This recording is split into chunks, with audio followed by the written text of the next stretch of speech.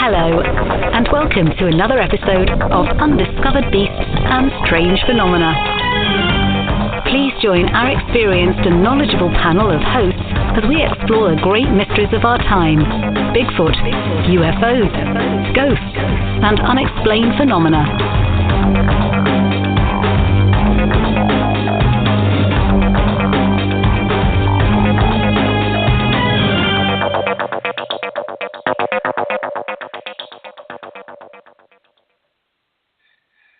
Tonight's special guest on our show is Brian Seech. Now, Brian, amongst many years of research, has set up two important groups: the Centre for Unexplained Events and the Centre for Cryptozoological Studies. He's got an interest in cryptozoology, the paranormal, UFOs. He's a member of MUFON and the Pennsylvania Bigfoot Research Organization. And it's our great pleasure to have Brian on the show with Mike and I tonight. Good evening, Brian. How are you? I'm doing great, Adam. How about you? I'm very well, and I'm very pleased you could come on our show. So what we're going to do tonight is going to discuss a number of topics in our hour. I know you've done much research in many different areas, so I'm going to try and squeeze in as much as I can. And I know one of the things that you have a passion for is thunderbirds. Is that right? Yes, it's one of the cryptids that our organization researches here out of Pennsylvania. Now, when you do this research, have you ever come across any sightings that seem to you to be particularly credible? And if so, could you tell us a little bit about them? Yeah, well, basically with any of the sightings that we get, we do go to a lot of conferences. We do library talks on Facebook. We try to advertise on Facebook to try to get some eyewitness sightings of whatever cryptid that we're doing. Recently, now we're doing some more research up in Mercer on a cryptid called the Shenango Valley Werewolf, and we'll post on a certain board, and then people will answer you, and then you try to contact them either through Facebook or to call them on the radio, and I try to get their story. What we do is we have them, if they agree to it, we have them fill out a long sighting report form, and it's pretty detailed. It's over 50 questions that ask about everything, about the anatomy, about the time that was seen, the location, the date. And we do try to go, when we can, we try to go to the area, even if it's an older location, to try to go to the area to see where these people. And we also put this in our database so that we have, in case some other sightings would happen in an area, whatever the actual cryptid would be. Mm-hmm. So with the Thunderbird, do you want to tell our audience a little bit about what it is, first of all, and then I've got a couple of questions, so that we set the scene. Sure. Here in Pennsylvania, historically, most of the reports have come from a region called the Black Forest region of Pennsylvania. That would be counties like Clinton, Cameron, McKean, and Tioga counties. Up towards the New York border. Visualization. Westmoreland County too lately has been there's been a lot of reports up in Westmoreland of these creatures, and basically what people say they're seeing is basically two types of birds. One looks more like a pterosaur or like a pterodactyl type creature that like a dinosaur-like being, or the other is a huge black, almost kind of looks like an eagle that some have called teratorns, which is an old prehistoric eagle, basically. So we get both of those types here in Pennsylvania. We've received a couple of reports, one in Scottsdale and Westmoreland County, and another one up in Erie from a good friend of ours up there. He's seen two of them. So one of you, if you want to play devil's advocate, as you know, Adam, size is very hard to see up in the air. You don't have any scale to use. So yeah, and it's not like like unless the bird is like on the ground or in a tree. It's very hard to say. It's very hard to judge size. You can misjudge size. two of the bigger, we have turkey vultures here in Pennsylvania, and we also have great blue herons, which would be the closest thing, I guess, to what an actual pterodactyl would probably look like. And they stand about 4.5 feet tall, and wingspans of 6.5 feet. So, and thunderbirds are, said to have like wingspans of over 20 feet. So, again, it is, people are seeing something large, but we just don't know exactly how large they are. Now, when we talk about that, because I had a very sort of poignant question for you, and you've anticipated my question.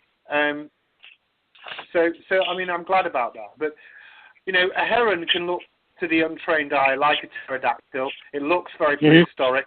I mean, how plausible do you think? I put this question to Mike before because he saw a very large one. How plausible do you think these accounts are? I mean, are they misidentification or is there actually a living creature? Well, it would be great to say that there were, say, pterodactyls, pterosaurs, or some of these other cryptids. I know that one of my favorites is the one that you have gone after, I guess how you say it is the Mokele Mbebe. I don't know if that's a correct. I'll do it for you. Mokele Mbebe. Okay, yeah, that's one of my favorites. There's others like the Ropen, the Congamato, and the Boringer. You obviously know about all these. It would be great if some of these were actual prehistoric remnants, but I would have to say probably not. But that little kid in me wants to say, hey, boy, I wish that there's an alive dinosaur today. But as far as going back to the Thunderbird, I think it's probably a little bit of both. There may be somehow a living creature that maybe, and I don't know how, maybe small pockets or remnants of these things could exist. But the chances are probably not. Most were probably, I would have to say, at least as a Thunderbird, probably a misidentification. So, do you think that any of them could be plausible, or is it really just a simple matter of well-meaning misidentification? I mean, I don't think all of these people are fantasists. I think some people may well be seeing something. And Mike had a very, very dramatic account of an alleged Thunderbird sighting, and he's a really good friend of mine. I love him to pieces, and he was telling me the truth. The problem I have is could their nests remain undetected, and you seem to think not. Well, I get, in Pennsylvania itself, it's a huge state. I believe most, and I forget the exact statistics, but a good part of Pennsylvanians live in a certain part of the state, and there are really large tracts that very little people go to. So, like a small remnant population on a mountain or somewhere up in Pennsylvania. I don't think you can say no to it. I think there's some kind of, some kind of mystery to it that people still see them. They see them in Westmoreland County, which is, is part of the Chestnut Ridge, which, we see a lot. You get a lot of activity from everything from Bigfoot to Thunderbirds to all, big black panthers there. So, maybe people are seeing something. Some people say, well, hey, maybe this is some kind of a time slip phenomena that maybe they're actually seeing a Thunderbird, a pterodactyl or a teratorn somehow. The science doesn't know, and these things can slip in and bleed in, and hey, it is an actual physical animal. So, I'm really on the fence about it. And I really don't have any answers for it, unfortunately. I'm gonna take you off the fence a bit because being a former lawyer, I love to do that. So you've got to jump one way or the other. I don't deal in equivocation on this show. Which is it? Are they real or not real? Are they real or not real? Wow, I guess you're pointing the gun to my head. Yeah, I would have to say I would have to maybe go with real. Okay. Because and if they're real, are they time slip things or are they real creatures? Oh. Wow.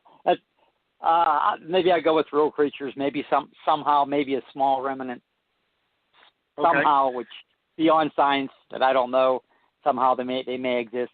And again, maybe I'm talking. Yeah. So I don't expect you to have all the answers. I'm just very interested in what your views are, because I like to pin people down. You see. So if you've got a small remnant that may exist, they've been sighted in lots of different areas of the U.S. Do you think that they travel in or could they be in isolated pockets? Well, I know that Mark Hall, he had a book on the thunderbirds, and he speculated that I believe that they would migrate like north to south, and in areas in Pennsylvania. And I know that out west, there's been, I think, out in Texas and other areas out there, they've been seeing them. So more than just a pocket here in the east. So other countries like the Ropen is allegedly supposed to be a pterosaur, a pterodactyl, and I believe that's on New Guinea, I believe, or something. Yeah. Yeah, that's right. And, the Congomado, that's another one out in I forget exactly which country the Congomato's being seen in, but so you do have pockets around the world that may house them. Yeah. No, that's fair enough.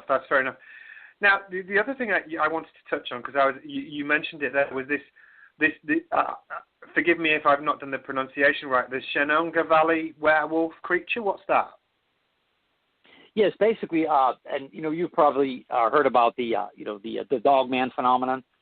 Yes. We commonly refer to more we call it the dogman, but we live in Beaver County. Okay, so this is about 2 counties up in Mercer County. When we used to live there, actually 2 for 3 years, but people have been seeing a creature which for more to words, they would call it a werewolf. Your modern day. Your werewolf on TV. We have called it dogman, basically, but basically it's an upright, canid wolf, about 6 to 7 feet tall. It can walk on 2 legs. Sometimes it'll have amber-colored eyes, sometimes red eyes. It'll run out in front of cars. Eyewitnesses are really scared about this phenomenon.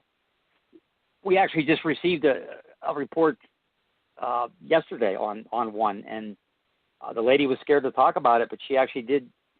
I convinced her to draw this creature, and she did. She did a pretty good job, and it was bigger on the shoulders, and it was tapered down into skinnier but muscular legs. And that she would say, hey, leave this thing alone. And people up there, they talk about it, but they talk about it in hushed whispers, things like that. So, these dogman phenomena. I'm sure you've probably talked to maybe Linda Gottfried or Jody Cook, some other researchers who've done research on these creatures. We've investigated some sightings over in Ohio, Cuyahoga Falls, Ohio. Here in Shenango, in Beaver County, we've had one. So I believe these people, they're seeing something. And that's the thing with all of these. And I know, Adam, you've received probably tons of reports on all different kind of creatures, and I believe that people, they are seeing something. What exactly the dogman phenomena is, I don't know. I don't know if it's a physical creature also, or could it be some kind of interdimensional type creature? I know these are very vague answers, but we also doing things like with winged entities, which here they're being called gargoyles. They look like a typical gargoyle on TV. Well, let's break it down. Let's break it down a bit before we go too far ahead. So, when we look at this most recent report that you said this lady, because you drew a picture of it and you talked about that, what sort of creature did you say? Could you just talk me through a report, and then we'll talk a little bit about it if we may. Yeah. Basically, she was driving home one night about 2:30 a.m. and she saw this creature on the side of the road, and it looked at her as it crossed the side of the road. It was about 6.5 foot tall. She estimates. It had pointed ears. It had a snout, but not a real long snout, she said. And it was all covered in hair. It wasn't enclosed or anything. And larger shoulders that tapered down, and with the muscular, they're skinnier legs, but they're very muscular legs. And we get this in a lot of reports, especially up there. the eyewitness descriptions are almost identical, and most of these people, they don't know each other. They don't even tell their friends about it, because how do you tell your friend, hey, I just saw a giant canid walk across the road. It was about 6.5 feet tall at night. How do you justify that to some people? They'll think you're crazy, and that's one of the probably the hidden things about cryptozoology. A lot of people don't want to talk, especially about some of these other stranger creatures that we talk about. Yeah, so when we talk about this, I mean, one of the questions I sort of had for you is, when we think about this creature, is there a possibility that the thing could be misidentification, like a bear or something like that? Is that possible? Oh, it's always possible. It's always possible, because people can misinterpret what they see, and I think pretty much any researcher will tell you that. Even with Bigfoot, one of the main things that we research is still Bigfoot, because we receive more reports of Bigfoot than anything. And sure, you try to compare it to the features or what a bear looks like, and they'll tell you, hey, we've seen a bear. This thing definitely wasn't a bear. It wasn't a bear with mange or things like that. And we always have to try to think what it is. Eliminate all the possibilities of any certain kind of animal. So, pretty confident that some of the sightings that we've received, and we don't receive a lot, okay, but some of the sightings we receive, at least I believe what the people believe, what they say they believe. Hey, I think that this was, and so yeah, I mean, as you know, there's always room for misidentification in any of these instances.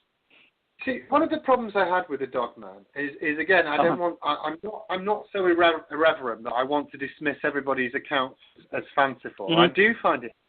I do find it interesting that many people quote saying they've seen one, and I've actually spoken to people who've, one of the people I spoke to, I'm not going to reveal his name, but one of the things I thought was very interesting was a ranger who saw one of these creatures at night, and he said he was basically doing some scouting at night, and he saw this werewolf-like, this was his words, and he's never going to go public, but he saw this werewolf-like creature sitting on a tree trunk, and he basically walked past, it nodded to him, he nodded at it, and he just carried on walking, and he basically was scared to death.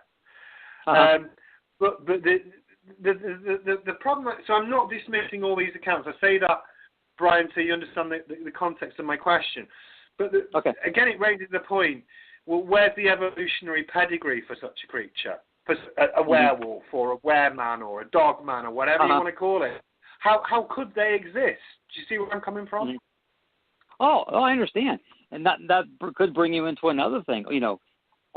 Could they be an interdimensional type creature? Now, I know as a cryptozoologist, it's not on, it's something that, you believe, most cryptozoologists believe that they are flesh and blood animals like a bear. I'm not so sure about, the dogman phenomena or these winged entity phenomena, that they aren't an interdimensional entity, I should say, creature, entity, whatever you want to say. Whereas more on the lines of Bigfoot, I would think it is more of a, like a flesh and blood type bear creature, like a bear, I should say, not a bear creature, but like a bear. Yeah, well, come on. We'll definitely come on to Bigfoot. We've got plenty of time for that. We've got plenty of time for that. But if if you're thinking about a dogman, the dogman, what do you think it might be? What is it? Is it a flesh and blood creature? Is it a paranormal creature? What is the creature? Again, if you're sticking a gun to my head again, I would say that I do. I stick a gun to your head, Brian. I'm sorry, I can't help it. I would have to say that the dogman would be more of a paranormal creature. Yeah. So it would be more of a paranormal creature. Yeah, I would have to say that. Because you do have this. Oh, sorry. Is it malevolent? Is it? What does it want? What's its agenda? This thing. It seems that I don't know about an agenda, but they seem to appear and then disappear. My good friend Fred Saluga always states, where do they come from? Where do they go? They're spotted, then they're gone. I I just don't know. Boy, if I had answers, but I don't have I have more questions when I deal with any of this phenomena than I have answers. Believe me. I know that sounds taking the easy way out, but I'm being honest. Yeah, no, that's fine. I mean, I don't expect you to have all the answers, and I said that at the beginning. You see, the thing for me when I think about dogman type creatures is because there's no sort of evolutionary pedigree. There's no line of evolution that I can see that would explain them as a flesh and blood creature. They'd have to be, for me, misidentification. And it would have to be, and I can understand, and I don't mean this a derogatory way, but say somebody who drives into the bush, they're not really used to seeing creatures, but misidentify a bear easily and think, oh, it might be a werewolf, especially if it was on two legs. But I, when I spoke directly to a ranger and he told me this story and he was close up with it, he was sober and he saw it. It was only a few feet away from him. Then I have a real problem with it, and I think, well, actually, this is somebody who's cogent and intelligent. What's he seeing? And I don't think it's a flesh and blood creature, so there must be some sort of weird paranormal phenomenon. I don't know, but I think there's a difference. Yeah, but I don't. As I say, I don't have the answers, but I'm only giving you my explanation because I've given you a hard time in a nice way. So I think it's only fair I share mine. Is my opinion? Yeah, no, I understand that, and I think a lot of cryptozoologists do think like you, and on some of this that hey, maybe some of these there's a different answer for this. It's not straight up. There's some things we don't understand about a lot of this. These creatures. The Mothman would be another one. It was seen for like a 13-month period, and it basically disappeared from that area. Yeah, there definitely could be something. I think that there is some kind of missing element in some of these creature sightings, and I think that's okay. I think that we don't have all the answers, and well, one of the questions always searching. There's been put, and it's a good one, and Mike's just mentioned it to me now. Is there's a number of different descriptions. One of the other weaknesses, if you like, is there's the number of different descriptions of a dogman. So some people see a baboon-like, a Dinopithecus baboon-like snout, and some people see something like the traditional Lon Chaney werewolf, and there seems to be a big variety of consistency in the description of a dogman. What do you say to that, Brian? Well, I say I can only speak from the encounters that we get, and the encounters that we get all seem to fall along the same line, that it's more of a canid type creature. Now, I know that there's allegedly 6 or 7 or 8 different alleged types of these creatures. So maybe some of them are subspecies, but I can only speak on the ones that we've done, and they're almost all canid werewolf type creatures. I mean, I hate to use that word, but it's an easy word that more people understand than say dogman. You're amongst a few thousand of your friends here, Brian. We're okay. We won't tell on you, if you use that. No, that's cool. No, that's cool. No, I like that. So are those investigations still going on? Are you seeing a cluster of? You mentioned something about clusters, which I was interested in, of sightings of the dogman creature. Yeah, well, we still get them. We're doing a little project now out there. We're trying to get some more reports of these dogman type creatures, and some of them they're older reports. So we haven't got anything. The newest one we got was in Crawford County, which is the county above Mercer County, and we did the investigation. It was last year, but so the sighting would have been, say, 2 years ago. There does seem to be, clusters of these areas where these, creatures are allegedly seen. So I think you'll find that in a lot of your cryptid sightings. Yeah, and one of the things I've wondered, and I'll put it to you, is why do you think that there might be clusters of these things and then these things disappear? If I was a skeptic right now, I might say, well, that just proves that it's some sort of temporary phenomenon or misidentification or a hysteria, rather like the monkey man thing in India was, where people said they kept seeing a monkey man and it disappeared. Well, what would you say to that on the basis of your investigations, Brian? Some people, if you want to say the paranormal aspect of it, maybe there are window areas where these creatures somehow come in and out. I know in Pennsylvania, we have the Chestnut Ridge, which runs from Indiana County down to Morgantown, and it's a ridge of it's a mountain ridge that a lot of different type creatures are seen along this area, and some people have called it the Pennsylvania Twilight Zone. So how interesting. So right. Yeah. So could there be areas on the Earth that there are some kind of window areas that things could come in and out? You get a lot of UFO sightings also on the Chestnut Ridge. So you get different phenomena. Sometimes they overlap, and that's how people say, well, maybe it is a window area, because they're not. I don't believe these creatures are seen all over the place in Pennsylvania. Certain clusters of area that you get them. So, or at least the ones that we've done, I should say. I think it's kind of fair to say the ones that we've personally researched. I really can't speak for other researchers. Okay. Very cool. All right, let's move on to Bigfoot then, because that's obviously been a big part of your investigations. Now, earlier on, we've discussed a couple of paranormal things.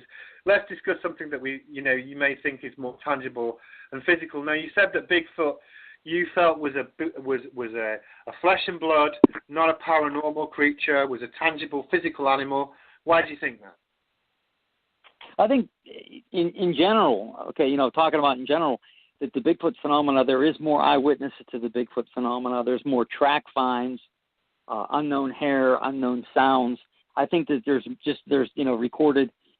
I think that there's just more evidence or more eyewitness testimony of a creature called Bigfoot than any of the other cryptids. This creature leaves prints. It eats. People have seen it eating. I would have to say, out of everything we've ever researched, that would be your number one case more of that it would be, a flesh and blood creature. Now obviously there's some weird aspects to that in some cases too. So I mean, we've had some things in Pennsylvania. Our one of our members, Dr. Paul Johnson. He's the second longest running researcher in Pennsylvania. He thinks that it's a quantum animal. That it's basically it's something out of quantum physics. If you don't see it, it doesn't actually exist. So he believes that it's a quantum animal. But I would have to say, there's just more evidence and more eyewitness sightings of Bigfoot than anything. Yeah, the problem I get a little bit suspicious with. He's basically quoting without getting too sciencey, Schrodinger's cat type analysis. The problem I get with it, I keep hearing the word quantum bandied around a lot without really a definition. It's almost become a magic wand. If I say to you quantum, people nod their heads sagely without really understanding what that means. I mean, what quantum tends to do is explain things at a quantum level. I don't think, it's not a panacea and an explanation for all sorts of phenomenon. The thing that I'm interested in, I do think that Bigfoot is a flesh and blood creature. I really do, and that's not taking away very strange things that can happen in the woods, but I do think that. Have you had any particularly compelling accounts that you have been persuaded of in Pennsylvania, and if so, could you share them with us?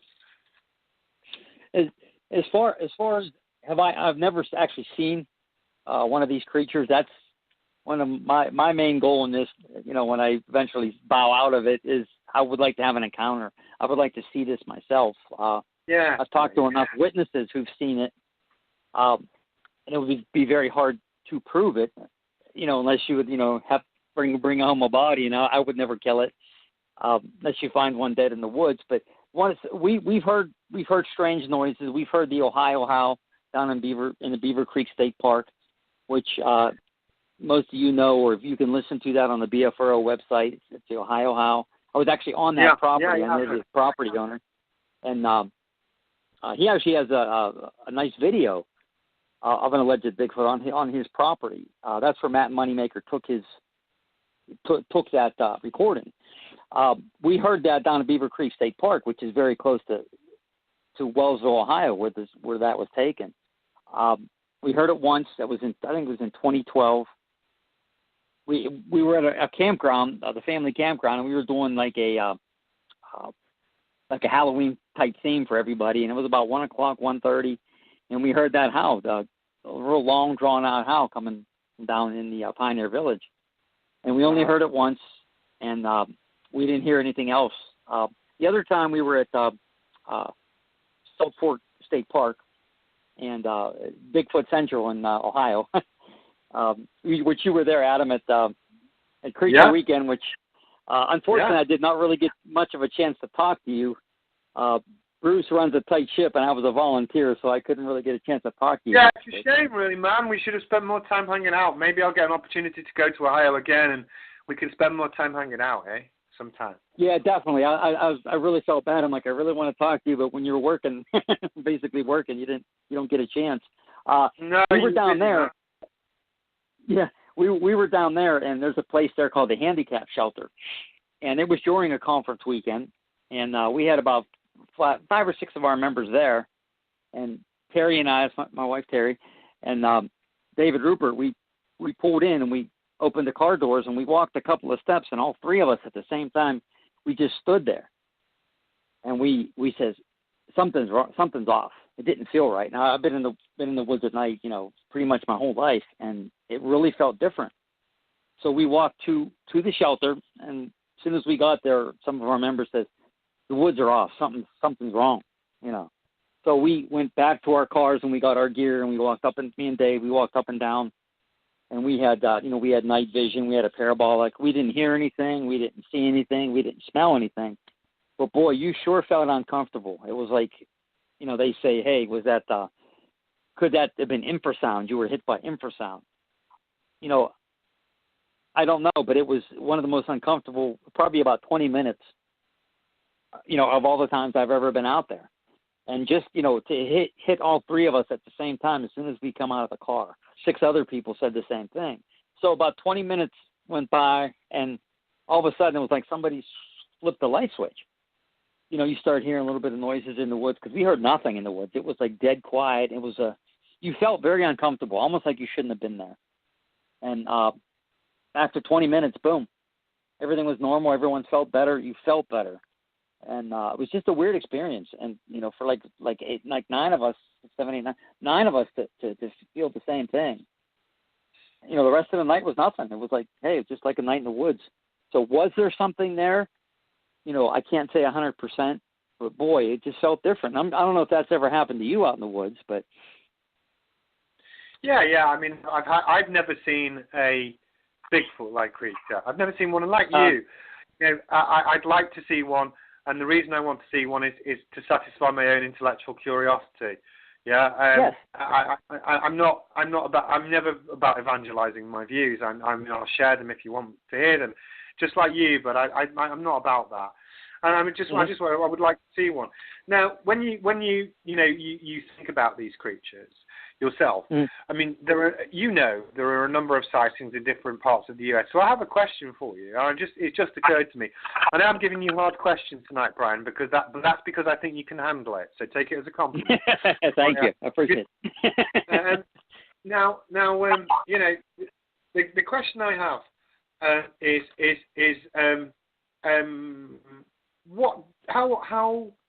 how frequent do you think these creatures are? How common are they? Are they rare? Very rare?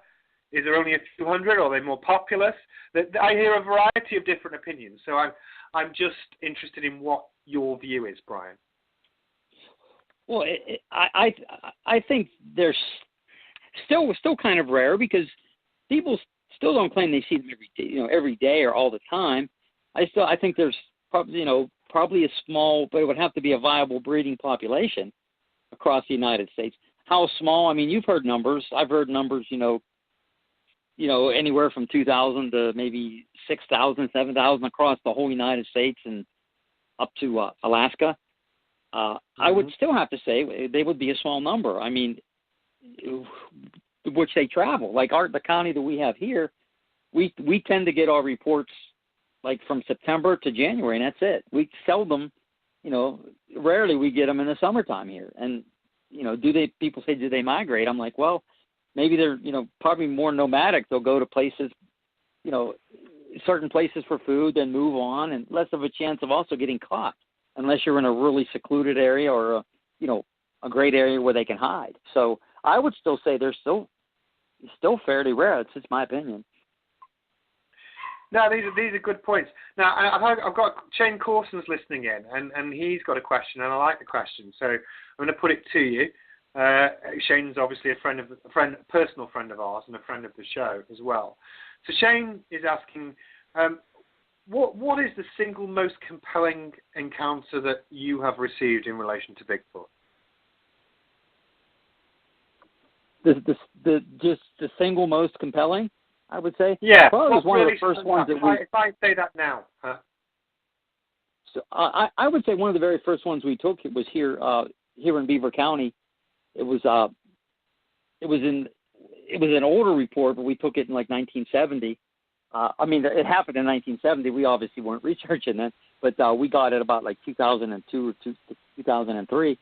Is the lady and her friend, there was a bad storm in the area, so there was a park here called Brady's Run Park, the county park, and they were underneath a shelter.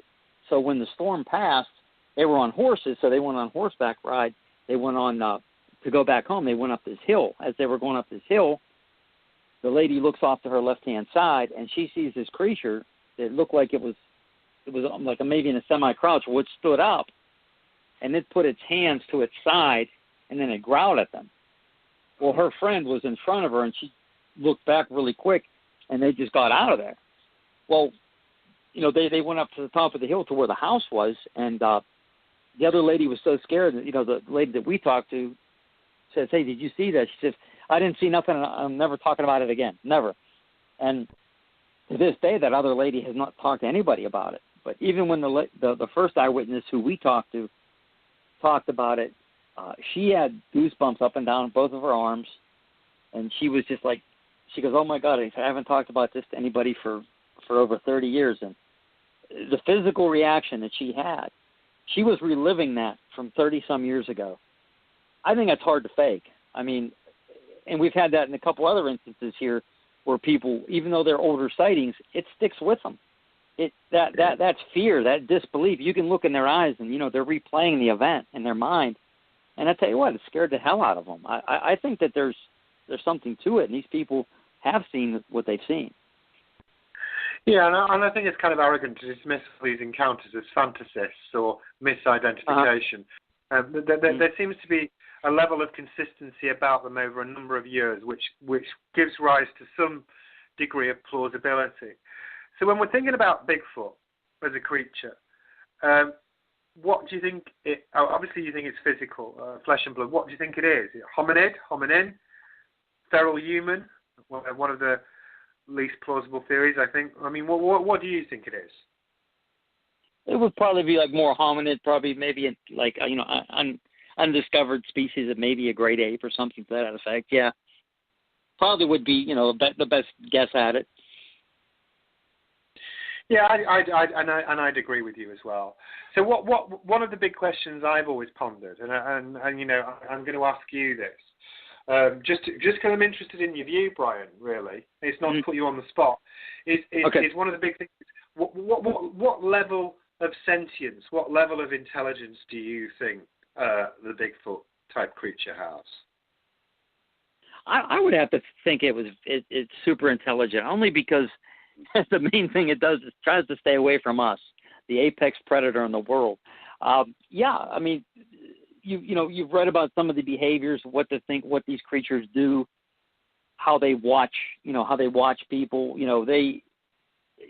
I would have to think they're super intelligent, in my opinion. When you say super intelligent, are they more intelligent than a gorilla or an orangutan? More intelligent than a person? Somewhere in between?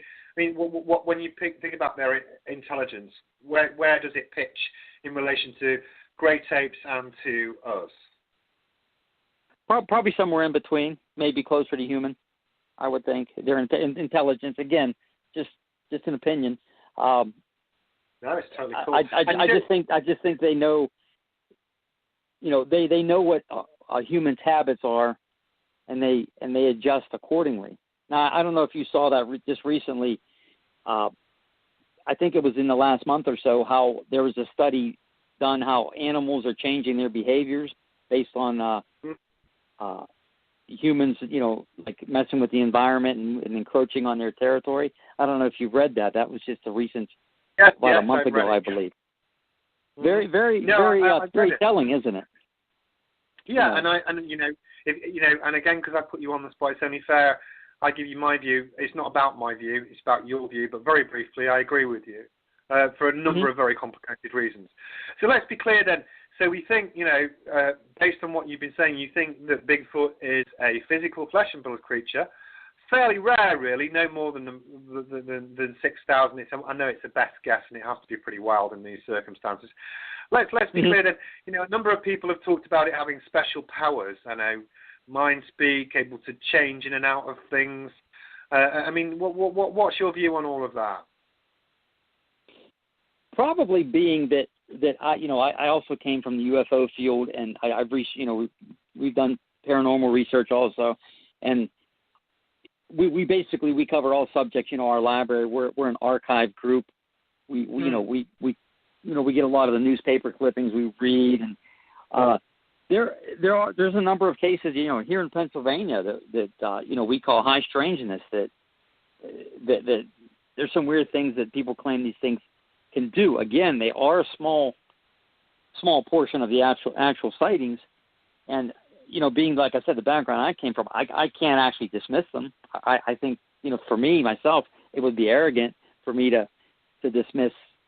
I guess the derogatory term now is people use is woo, which I personally hate myself because, is it woo? What if we don't know everything about Bigfoot? And I believe we don't. Maybe there's some certain things that it can do, and I'm not saying that it can, but I'm saying what if possibly there's some stranger aspects to it that we just don't know about? And I do keep that in mind because I've talked. You talk to some eyewitnesses and you talk to some people, hey, it's almost like this thing read my mind, or,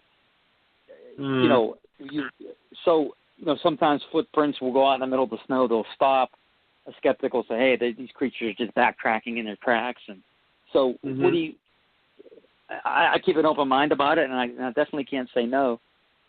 Do I know for sure that they can do this? No. I would think myself that it's incongruous that a creature, and this is just my view, it's incongruous that a creature which has a sentience which is below ours has a capability to speak in English in my mind. Do you see where I'm coming from?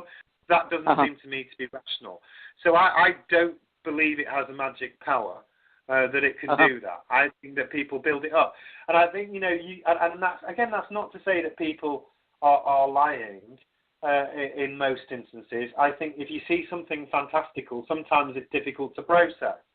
But you you should never trust voices in your head.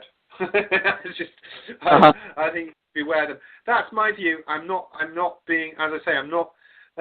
I would, if somebody turned around and said to me, "This is what happened to me," I would investigate them critically, which is exactly what you do, and I think that that's completely the right approach. I'm just saying that. If a creature is something that has a level of sentience, Bigfoot doesn't have the technology of fire use, for example, because if it did, it would be extinct. We would have hunted it out of extinction. So it doesn't have that technology. I think for it to have supernatural powers of that nature are incongruous. But that's my view, and that's not to denigrate anybody else's. No, I understand, and I think it's good that everybody can share their views without, there are certain, you've seen it, people in the Bigfoot community, if they give an opinion or something that's maybe totally out there, they're attacked and savaged, and I think that's wrong. I think, we should all have our views and, just kind of be able to, defend them without, without being, attacked. So I think that's good that we should have our own views. Yeah, and I think there's a distinction there. So I'm totally good with people having their own view about any subject. And I've been around for so many years now, more years than I care to mention in public. But I'm not known for attacking other people. It's not my MO. Yeah. But the issue I have is, if you, and this is just, as I'm mentioning it, I'll put it to you. You know, if I put out a viewpoint which is which doesn't necessarily hold a lot of scrutiny, let's put it like that, then it's up to me and it's just my viewpoint. I'm okay with it. But if I then am selling a book or I'm making money and I'm putting forward something, then I think that gives you greater scrutiny because you're taking other people's money, and so you are worthy of critical analysis. And providing that critical analysis is respectful, as it should be, then I think sometimes you have to evaluate evidence and come to a decision on it on the basis of the best of the knowledge that can be corroborated. You know, you can't. What I think with evidence, and I'm sure you do this with your research, you can't just say, well, all evidence has the same intrinsic worth. It doesn't. I mean, some evidence has more gravitas than others. I mean, what do you say to that? I agree with you. Physical evidence always has more than just anecdotal evidence. I mean, you have something physical, you have a print there, you have something physical you can analyze. That's always going to be, you know, one of your top things that you can give is getting physical evidence. And eyewitness testimony is also important because, you know, as you know, with the mountain gorilla and the Komodo dragon and some of the other creatures before they were discovered, there was eyewitness reports of these things. And then the scientists went out and they actually discovered them. So that's kind of what the stage we're in. We're trying to gather evidence. So maybe a scientist can go out there, or maybe, you know, they can actually prove that some of these things do exist. That's what we're all trying to do, I believe. Yeah, and those are good points. Those are good points. Now, moving on to, I just want to make sure we cover some of the other broad areas of your research, if we may. So you obviously investigate UFOs as well. I mean, what is there any particularly compelling accounts you've heard of in Pennsylvania recently? Yeah, my wife and I we are both now, you know, former members of MUFON. We were field investigators for them for years. My wife was a state section director, too, here in Pennsylvania. You know, a good majority of the sightings that we did for MUFON, they were basically just lights in the sky.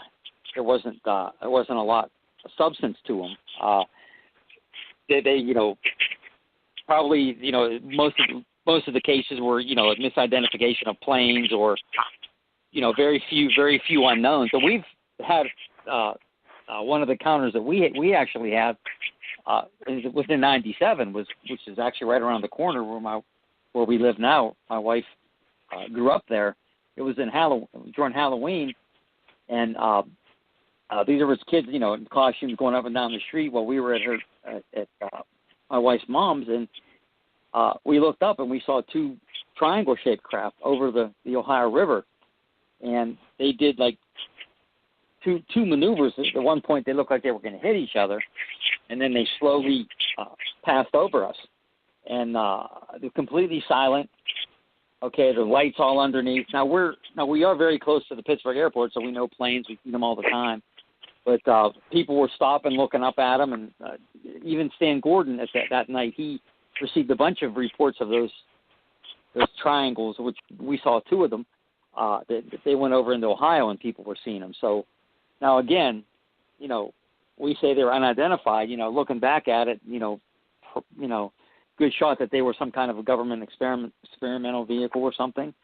UFOs doesn't mean, you know, from outer space. It just means unidentified. So that was one of our best cases. We actually saw, and we actually saw that. So, and I actually did see that a similar drawing in another UFO magazine. It had the three lights on the triangle, and then one in the middle, but a bunch of other little lights all in it. It almost looked like it was lit up like a Christmas tree. So, again, I'm definitely not saying it was alien, but it was interesting enough to catch everybody's attention, and it was very silent. So that was one of the better ones that we have. Most of the other sightings that we got were lights in the sky. We did get somebody up here in Seven Fields in Cranberry, which is Butler County. took a picture a couple days before Christmas of a circular craft with lights around it, and we went up there and investigated that. So that was probably one of the better ones. We didn't find any. What's that? When you look at these UFOs, obviously you've done a lot of investigations. What I'm really interested in is really, what do you think that these UFOs are? Are they government projects that are as yet unreleased to the public? Because everybody knows it's not a secret that governments test planes before they release them to the general public. I mean, the knowledge of that's not a secret. So are they them, or are they alien craft, do you think? I would say that the good majority are either government vehicles or misidentifications of planes or other natural weather phenomena. I think a very, very small percentage of them could be extraterrestrial. And, they say only anywhere between maybe 5%, 8% possibly could be, some kind of unknown. So I think, the subject of ufology sometimes maybe gets a bad rep. You're just out looking for aliens. And that's like, no, you're trying to get to the bottom of what most sightings are. And most sightings, as I've said, I believe either are some kind of government vehicle or misidentification of aircraft. So I do believe that. I think only a small percentage of them possibly could be extraterrestrial. Now, where do you think that these things might be from? I'm not saying that to trap you. It's just because I'm genuinely interested in your opinion as a researcher for so many years. Where are they from? I think so. You've heard a lot that possibly they could be from Zeta Reticuli, but that's a star system, millions of miles away. But because you hear about the Greys all the time, one of the most common forms of alleged extraterrestrials. So, but boy, they could be from all over. They could, maybe from a different dimension. Some people say that they're us from the future. I mean, there's a lot of different theories. Yeah, there's a lot of different theories. What do you think? Well, I just really don't know. I think if it's anything, it would probably be different galaxies and things like that. I don't think they're all coming from the same galaxy. Maybe there's a little bit of both. Maybe there's some interdimensional, different galaxies. Obviously that I've read about a lot of different alien types. So I would have to say from different places. I don't think that they're all from the same place. And obviously the Greys are the ones that are most commonly quoted, as you just said. What do they want, these Greys, do you think? They seem to be more of a, they kind of have like a hive mentality, more like they're workers. They do experiments, trying to experiment on our DNA, if you believe like the abduction reports and things like that. Yeah. So, again, it's, it's kind of, what are they? I just know that they're the ones that are most commonly reported. And have you ever spoken to people who claim to have been abducted by aliens? Yes, we've talked to a couple of people who claim that they've been abducted. I've read into the abduction phenomena. It was never. I was more concerned about like other things other than the abductions, but I think some people are having a legitimate experience. The others, maybe not. It's kind of, there is like sleep paralysis. There's other things that could be involved in some of the cases, but there are people that do claim they have implants in their body and things like that, and so I think it's maybe a smaller number. Maybe the actual number of the abductions and things is being overblown a little bit, so maybe it's not as much. Sure. So, and Mike would just like to jump in. He's got a quick question. Yeah, I was going to jump in real quick. We only have a few minutes left, Brian. I just wanted to get a question in there real quick, something I'd always wanted to really talk to you about, and, of course, this could be a good topic for the next time we have you on. Okay. I noticed in past interviews with other folks, like Stan Gordon, who you had mentioned earlier, and just very recently we had David Weatherly and Dave Spinks on the show, and Dave Spinks, of course, researcher up there in the West Virginia area. It just always seems to me that at least part of Pennsylvania and much of West Virginia and perhaps part of Ohio, and this is a certain general geographical area near you up there, is a hotbed, for lack of a better term, of activity of all sorts of things. Have you ever gotten that impression? Oh yeah, particularly Western Pennsylvania. I mean, it's always been a hotbed. People have always reported that. A lot of it is too, also because of researchers like Stan Gordon, who've been doing it since the late '60s, early '70s. Stan's been investigating that, so people knew where to go to, so they would go to him. I believe a lot of this phenomenon is happening all over the place, but a lot of people don't know where to report it to. There's no centralized figure, or an organization. That a lot of these organizations are still fairly new, as opposed to like what Stan did. So, right. People were able to come out and it was before the internet too. Now you get, now people can just put it on the internet. Before they had to go to the police, or they had to find out who these researchers are. So a good general population, they didn't report it. So it's easier to report anything nowadays. So. Yeah. I mean, we're just very quickly, because we've only got a couple of minutes, and there's one question that burns. So we mentioned, I mean, we'll have to talk about this another time, Brian. But you mentioned the idea of there being these greys and other species. I mean, what are the most common ones that people are saying are visiting Earth?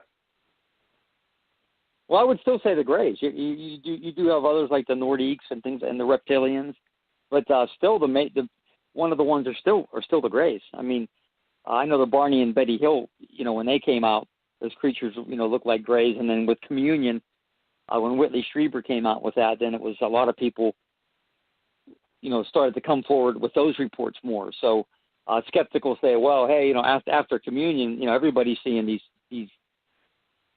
gray type creatures because it was publicized by Whitley Strieber. But I think that I would have to say the greys. Marvelous. Well, I mean, I do appreciate that. Brian, we've got lots of things that we could really talk about, but we're sort of coming to an end. So, on behalf of Mike and I do want to thank you for being on the show tonight. Oh, it was my pleasure. I thank you guys. It was great. It was fun. I can't wait to see your DVD. Is it out for sale yet?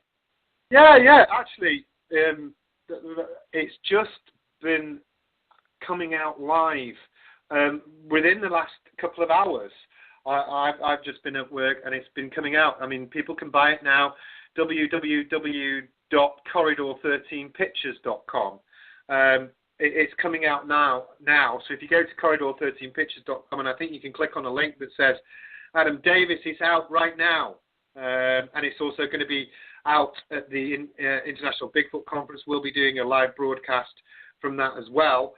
And we'll also be, I think we're doing some guests as well next week. So we've got quite a lot on. But thank you, Brian. Yeah, no, you can have a look at the link now. It's literally just come out. And I'll be on Midnight in the Desert radio tonight from 10 till 12. And I'll be talking about a number of topics, including both those topics and cryptids generally. So it's my turn to get questioned tonight. No, I appreciate the hard questions because, like I said, I've always looked up to you, and you've done great research, and it's great to talk to get all the hard questions. Again, I wish I had more answers to give you. I kind of always feel bad when people ask me questions that I can't answer, but I like to be honest about it, No, and that's all I want. I only ever want you to be honest. I mean, we don't have answers to all of those questions, and there are some questions there are some things that I've investigated that I'll never have answers to. It doesn't stop our intellectual curiosity, but we have to accept that, and that's part of being an all-round dedicated and passionate researchers, which we all are. So thanks ever so much, Brian. That's the end of the show. Thank you on behalf of Mike. Excellent guest, and hopefully we'll speak and see you again soon. Thank you. Great. Thanks a lot. Have a great night, guys.